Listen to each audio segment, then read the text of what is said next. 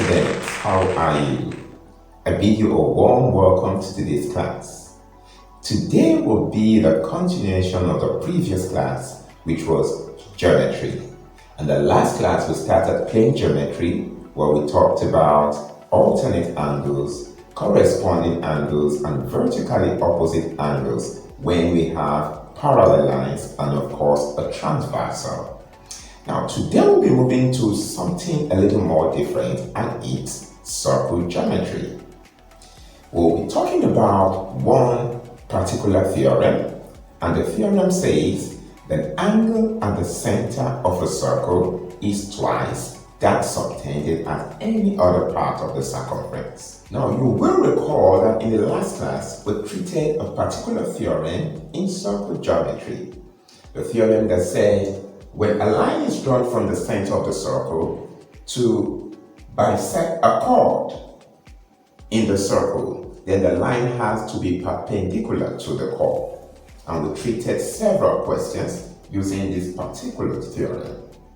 Today we'll be moving on to a different theorem, and this theorem for today says that when an angle is subtended at the center of the circle, it is always twice the angle subtended at any part of the circumference.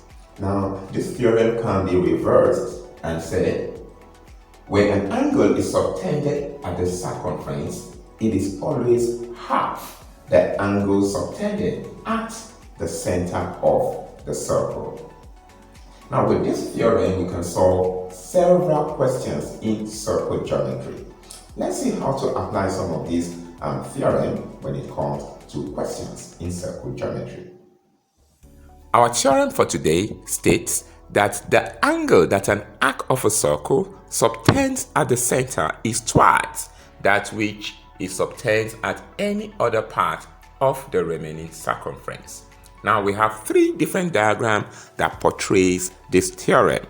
In these three diagrams, angle AOB, which is angle theta, is exactly twice angle APB, which is angle alpha. Let's see what a question looks like. Assuming we are told here to find the value of the marked angles in this diagram and every other diagram. In this particular question, we have W, X, Y, and Z as the marked angle, and you have to find the values of these different angles. From this circle, we have a right angle triangle at the top with W 21 degrees and a right angle. From our previous lessons, we learned that the sum of angles in a triangle equals 180 degrees. So by doing that, we can get a value of W. Using our theorem for today, if you multiply the value you have here by 2, you get an angle subtended at the center, which is X. You go ahead to apply a different theorem that we learned also from our last class, that the sum of angle at a point should be 360 degrees.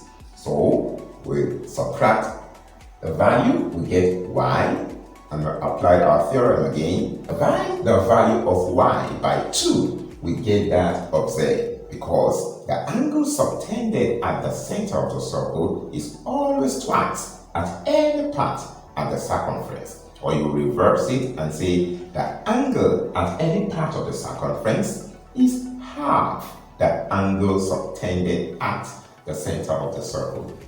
Just a quick note, this theorem can always be used back and forth, and it always gives you the correct answer at all times. Let's go and see practically how this question is solved. To get a solution to this question, we will start with the right angled triangle at the top. Now, angle W plus 21 degrees plus the right angle, which is 90 degrees, should give us 180 degrees. And the reason is sum of angles in a triangle. If I use W as my subject, I have 69 degrees.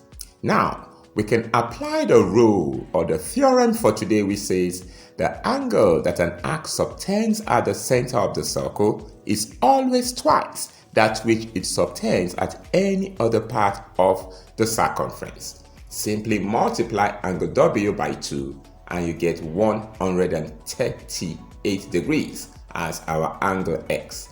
I can replace W and X with 69 and 138 degrees respectively.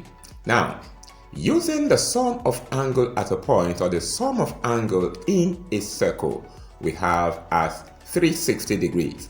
If you subtract 138 from 360 degrees, I get the value of the angle Y, which is 222 degrees. And falling back to my theorem of the day, angle Z will be half of angle Y, so I simply divide 222 degrees by 2 and I have 111.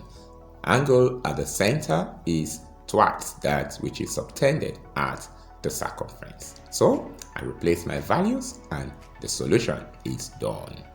Let's see another question here. I have angle EFGH. Looking at this very critically, I have angle E as a supplementary angle to 134 degrees. So I simply subtract 134 degrees from 180 degrees and I have my angle E as 46 degrees. Now moving on to the theorem of the day. An angle subtended at the center of a circle is twice that which at the circumference. I will have to multiply my angle E, which is 46 degrees, by 2 to get F at the center, 92 degrees. So I can replace my F and E with 92 degrees and 46 degrees respectively. Moving on, the angle I have here, G and H, are supposed to be base angles of an isosceles triangle because we have two radii and they are equal. It means I have an isosceles triangle, G and H will have to be base angles of an isosceles triangle. Now, adding all together, I have 180 degrees once again because the sum of angles in a triangle is equal to 180. At this point, replacing my H with G, I will have 2G equals to 180 minus 92. At the end of the day, I have my G equals to H equals to 44 degrees. Simply replace G and H with 44 degrees. Let's see another question here. In this question, I have it that A, B, C, and D are the marked angles. I'll therefore know that 43 degrees will be equal to A because they are vertically opposite angles. And I also notice here that I have two radii that make up a triangle here, so equally it is an isosceles triangle. Angle A will have to be equal to angle C because they are base angles of an isosceles triangle. Moving on, if my A equals to C and it is 43 degrees, simply add it up with angle B to get 180. At the end of the day, my angle B should be 180 minus 86 degrees. So angle B is 94 degrees. If I replace my angle B with 94 degrees, angle A and C with 43 degrees each, I will be left with angle D, and that brings us back to the theorem of the day. The angle at the center will be 2 times that at the circumference. So if I divide 94 degrees by 2, I'll have D equals to 47 degrees. In question 4, we have angles T, U, V, and W as our marked angles. And starting with the triangle SPR, I can simplify my angle T by using the sum of angles in a triangle. Therefore, T will be an angle of 46 degrees. Now, a little construction here. I will have to join point P and point R to the center of the circle O. This is basically to accommodate my theorem for the day, which states that an angle subtended at the circumference of a circle by an arc is half that which it subtends at the center of the circle. Now that my lines are drawn from P and R to the point O, we can see clearly that since angle PSR is 46 degrees, I can multiply it by 2 to get angle POR, which I called angle M, and that should be 92 degrees.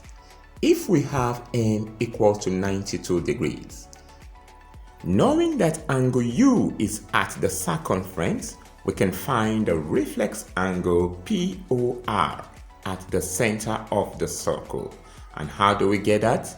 We subtract 92 degrees from 360 degrees, because the sum of angles at a point is always equal to 360 degrees. So going ahead, we say 360 minus 92, we have to give us 268. So our angle N, which is the reflex angle at the center, is 268 degrees.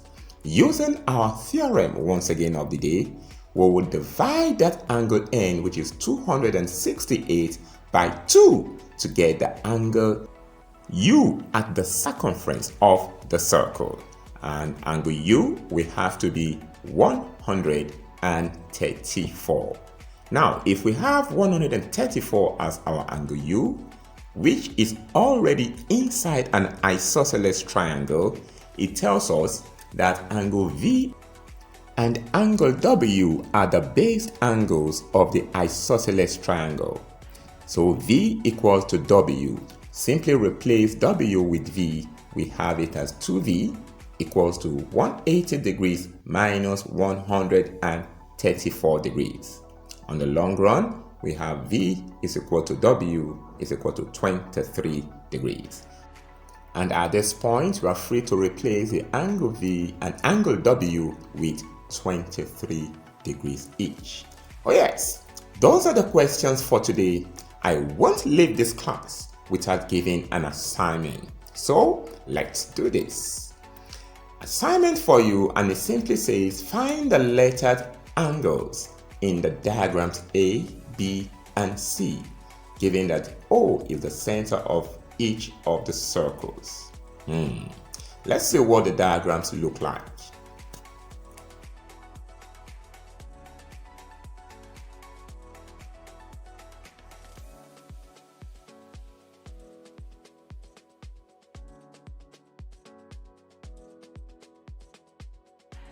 Welcome back.